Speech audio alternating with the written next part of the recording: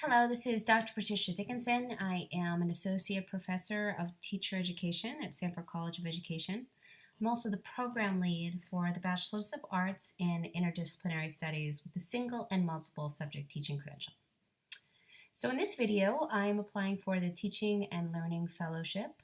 I'm very excited to have an opportunity to share some of the knowledge and things that I'm currently doing in my coursework with my colleagues at National. I know I'm often asked by my colleagues, what's that web tool that you're using, or how are you using a digital portfolio in your program? Can you come and share that with us?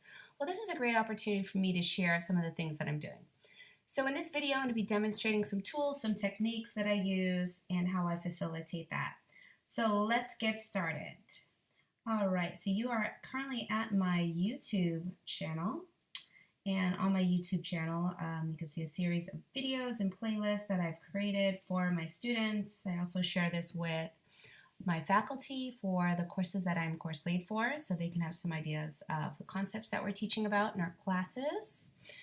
And the videos contain several things, from me teaching to demonstrating how to use web tools to videos on some of the course content that I've created. First and foremost, I kind of come at teaching, and specifically working in teacher education, with the philosophy that I need to model what I'm preaching. So I do have videos that I share with my students of me teaching in elementary classrooms. So this is credential.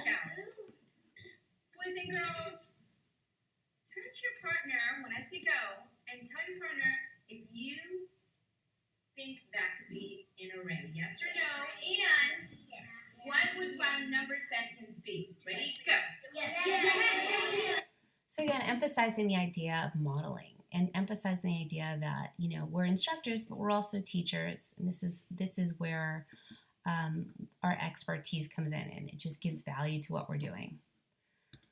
In addition to that, I also do digital presentations. This is a presentation I created about the math practice standards. And this particular presentation is created using a web-based tool called Powtoons, which allows you to create a lot of animation and imageries, which helps support our learners in different ways. All right, some videos of other teachers teaching, some of these teachers that are actually adjuncts. You said you would count 5, 10, 15. So again, the idea of having actual models, having Luann here as an adjunct professor in our program, and she's modeling how do you have conversations with kids in the classroom and what that looks like. So having these types of videos helps support learning. Again, it's modeling, and it creates a form of growing and learning their practice, because we want our kids to be able to go out in the field and move from just all of these great theories that we're learning about to actually being effective in their practice. All right. So let's look at some of the content presentations that I've created for my classrooms. This is with regards to the showcase. Welcome to the showcase. Today I will be presenting to you how you can get started with creating a showcase. In fact, you can even get started with joining our presentation in real time. You see at the top of our screen, I have included the URL for you to log on to our presentation. But anytime you feel like asking a question, you just simply log into the presentation. It's right here, https://goo.gl/ev2dh2. Log in and then just go to the comments button. This will allow you to ask a question in real time. Click on your comments, and then you can ask me a question. What would you like to know about creating a showcase? All right, so some examples of how I use video in my class, capturing myself, adjunct faculty.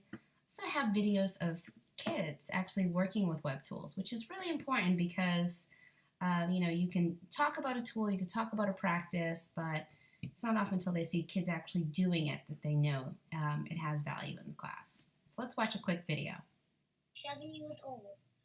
The problem is 278 minus 129. So I have the 8 minus the 9. I have to break apart a 10.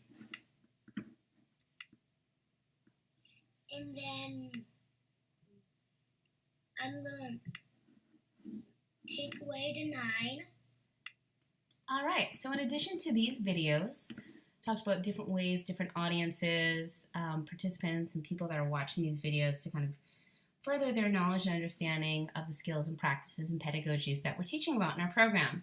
I also talked about in my statement other ways that I create an engagement learning environment. One of them is using social media. So we do have a social media site. This one is called Teacher Prep Tech, and it's just a way for us to engage in digital conversations.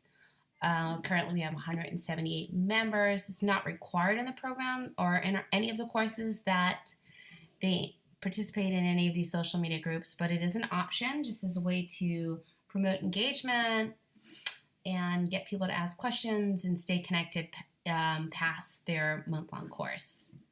In addition to that, I'm also using a blogging tool that I share with my teachers, my teacher candidates, and this allows me to kind of go from theory to practice. So I do talk about research, I share some ideas based on, again, what my students want to know about. You know, a lot of times I'm in teacher education, they want to know about how do I work with students who have exceptionalities, how do I support students with ADHD and ADHD.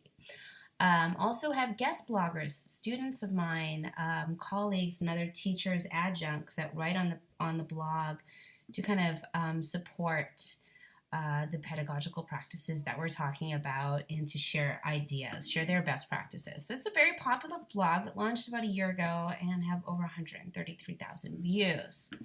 Twitter is another tool I'm currently using. It's a way for the students to connect with me and also for me to connect with other teachers that are in service and organizations that I belong to.